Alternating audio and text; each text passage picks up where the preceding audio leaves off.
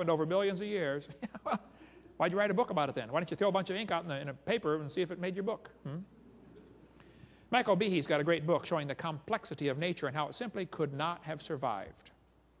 It could not have happened by chance.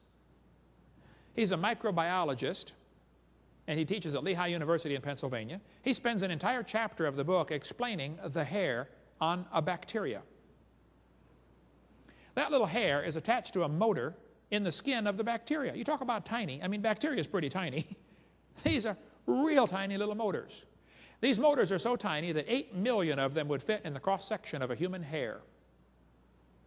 And that motor turns 100,000 RPM. I've done a lot of automotive work in my time. I've rebuilt a few motors. How would you like to have a motor that turns 100,000 RPM? The guy who's third in the nation got saved, third in the nation racing motorcycles, got saved in my seminar one time. A couple of years later, I was preaching up there in Connecticut. He said, "Hey, Brother Hovind, let me take you to breakfast tomorrow and let you test drive one of my bikes." I said, "Okay, I like motorcycles." We went for breakfast. We got out to his van. He pulled out of the trailer behind his van a Honda 900. It had been blueprinted and bored and stroked and balanced. I don't know what all they did to it, but it was not the normal Honda 900. He said, "Take it for a spin, Brother Hovind." I said, "Okay."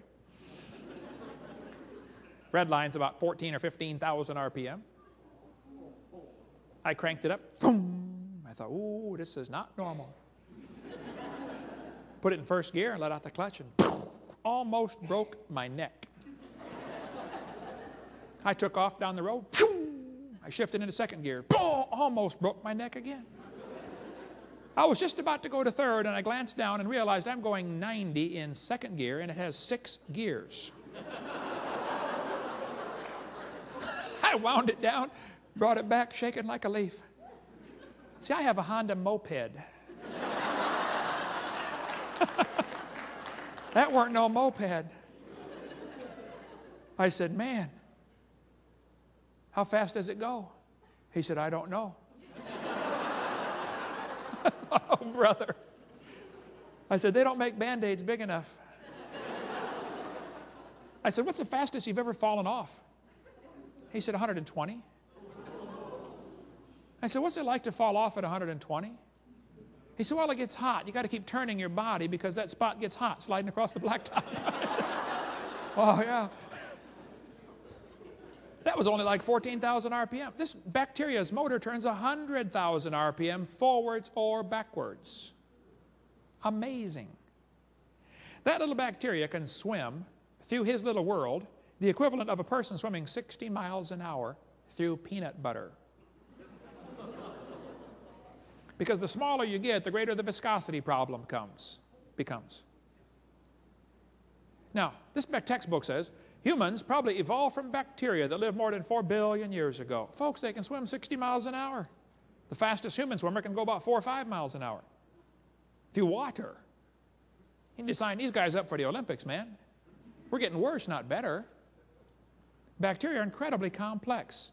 Complexity demands a designer, whether you like it or not. They tell the kids, yes, life evolved from non-living material. Look at this one. The Bible says God created the living creature. Textbook says the history of life began on Earth 3.5 billion years ago. How this occurred has been and will continue to be a topic for inquiry. Let me give you the Hovind translation. It's okay to inquire how life evolved. It is not okay to inquire if life evolved. That's what they're trying to say to the kids, isn't it? Hey, kids, it's okay to do research on how we evolved, but don't you dare question the fact that we did evolve. Not only can kids not pray in school, they can't even think in school anymore.